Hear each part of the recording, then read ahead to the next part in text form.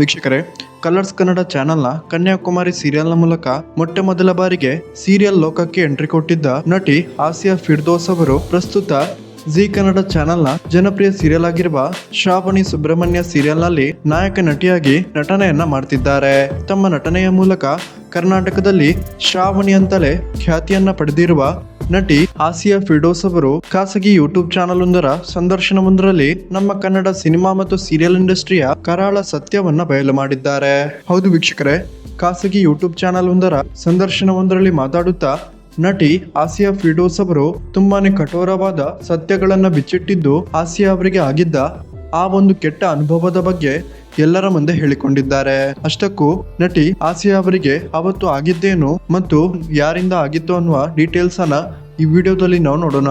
ಅದಕ್ಕಿಂತ ಮುಂಚೆ ಯಾರೆಲ್ಲ ಶ್ರಾವಣಿ ಸುಬ್ರಹ್ಮಣ್ಯ ಸೀರಿಯಲ್ ನೋಡ್ತಿದ್ದೀರಾ, ದಯವಿಟ್ಟು ಈ ವಿಡಿಯೋಗೊಂದು ಲೈಕ್ ಕೊಡಿ ಮತ್ತು ಈ ಸೀರಿಯಲ್ನ ಬಗ್ಗೆ ನಿಮ್ಮ ಅನಿಸಿಕೆಯನ್ನ ಕಮೆಂಟ್ ಮಾಡಿ ತಿಳಿಸಿ. ವೀಕ್ಷಕರೇ, ನಟಿ ಆಸಿಯಾ ಅವರು ಅವತ್ತು ಮೊಟ್ಟ ಮೊದಲ ಬಾರಿಗೆ ಸಿನಿಮಾದಲ್ಲಿ ನಟಿಸಬೇಕಾಗಿತ್ತು. ನಟಿ ಆಸಿಯಾ ಅವರಿಗೆ ಪೇಮೆಂಟ್ ಅನ್ನ ಕೂಡ ಸಿನಿಮಾ ನಿರ್ದೇಶಕರು ಮಾತಾಡಿಕೊಂಡಿದ್ದರು.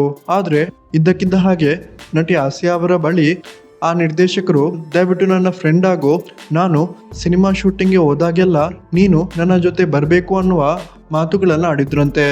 ಈ ಒಂದು ಮಾತುಗಳನ್ನ ಕೇಳಿ ಆಸಿಯಾ ಅವರು ತುಂಬಾನೇ ಕೋಪಗೊಂಡಿದ್ದು ನಿರ್ದೇಶಕರಿಗೆ ಹೋಗಿದ್ದು ಅಲ್ಲಿಂದ ವಾಪಸ್ ಆಗಿದ್ರಂತೆ. ಆ ನಂತರ ಆ ನಿರ್ದೇಶಕರಿಂದ ಯಾವ ರೀತಿಯ ಕರೆ ಕೂಡ ಬಂದಿಲ್ಲ ಅಂತ ಆಸಿಯಾ ಅವರು ಹೇಳಿಕೊಂಡಿದ್ದಾರೆ. ವೀಕ್ಷಕರೇ, ನಿಮ್ಗೆ ಇದರ ಬಗ್ಗೆ ಏನ್ ಅನಿಸುತ್ತೆ ಅನ್ನೋದನ್ನ ದಯವಿಟ್ಟು ಕಮೆಂಟ್ ಮಾಡಿ ತಿಳಿಸಿ.